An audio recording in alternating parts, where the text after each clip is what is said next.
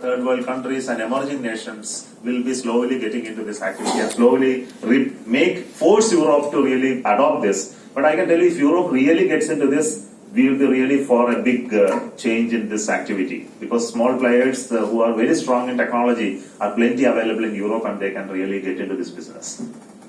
Now come to India. In India, where we talk about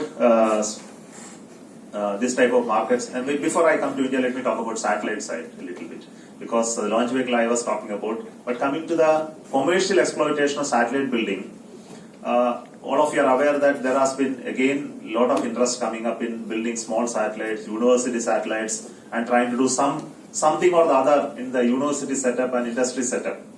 But I can guarantee you that building a satellite is really a child's game today. It can be done by a very small group of people, because many of the subsystems of a satellites are really available and you can buy them, you can integrate them and test them and launch them to do certain applications. But the key in satellite building and launching is applications.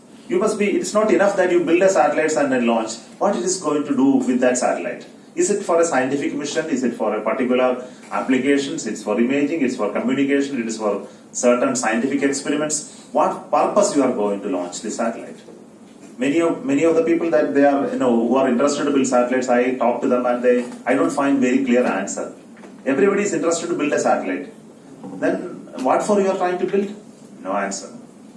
I want to just do some small experiments of measuring some electrons there, or do some image from space and do some communication. This will not make you sustain for a long time. If you are to build a satellite, it must be for a planned utility. What is that utility? So finding out a market for the satellite is one of the first steps to make it commercially viable. So building a satellite is very, very simple, let me guarantee you, because it is technology which is affordable and it can be with very few people coming together, it is possible to build a satellite and then launch it. But launcher building is not that small game. It is much more complex because it involves quite large varieties of technologies, and you need the support system required is quite huge.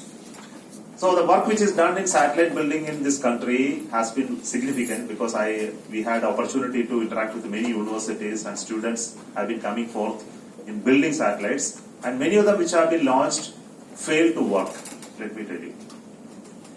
The reason is very simple, that though they have been launched successfully, work for a short time, but to make a satellite work for a very long time, very reliably, requires a different class of engineering.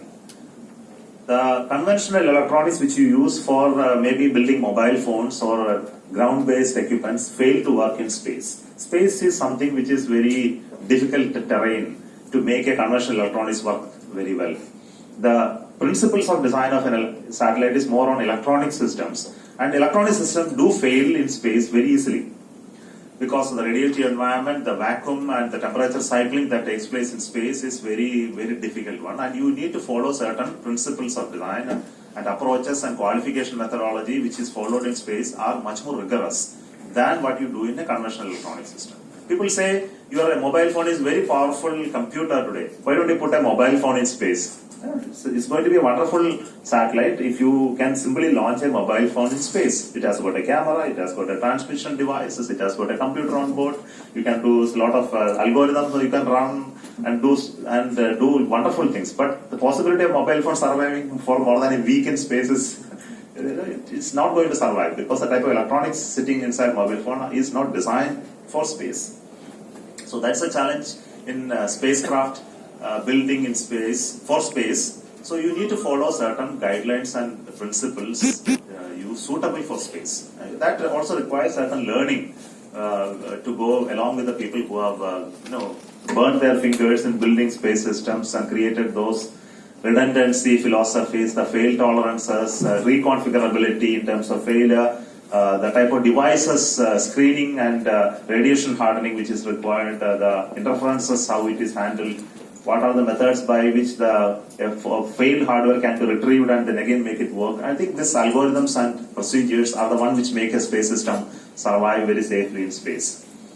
Coming to the third area of the ground infrastructure, I can tell you almost 60% of the money in this business is in the ground system. building a rocket, launching them, and using them is the major share in terms of the business. So I'll urge many of you to while you work on launch vehicles and satellites, you must also work on ground-based systems. Why it is important is if you launch satellites, if you prepare launch vehicles to launch them, finally the result of this activity is utilization of the space assets. The satellites are to be used and you need to do certain business using those satellites. It can be scientific activity, it can be communication, it can be remote sensing, it can be supporting certain facilities or infrastructure. Unless you have the right type of ground infrastructure spread across the country or the globe, the utilization of the satellite becomes very, very weak. So you have a costly asset in space, and if it is utilized only 10 minutes in a day, it is not worth it. So this area also requires great focus. You need to create ground stations, you need to have communication networks, you need to reach it to the user in a very convenient time. There you must have value additions. Suppose it is an imaging satellite. I'll tell you one extent of the value addition which is to take place. You download an image, and downloading an image requires certain ground infrastructure. And even if you put one ground station, it will not be usable. You need a network of ground stations to download data on the way you want. Suppose you have 100 satellites and you want to support the imaging of the globe every day there is an image. There is one company which has been launched 150 satellites there is on board, and they are able to generate map of Earth every day. It is so much in demand. They are able to sell the image to so many users, and they are able to give it maybe 5-meter resolution class of images. The type of technology they have built in the ground infrastructure is also tremendous. What they have done is they are able to bring all the images from the space. They will mesh, you will put them together and create the global image very fast without any manual intervention, fully automated. And those who are the users can log into the network and then demand the type of image which is required, and the demand will be satisfied in very short time. So the delivery system which is required in terms of the image collection, processing, value addition and delivery is also automated.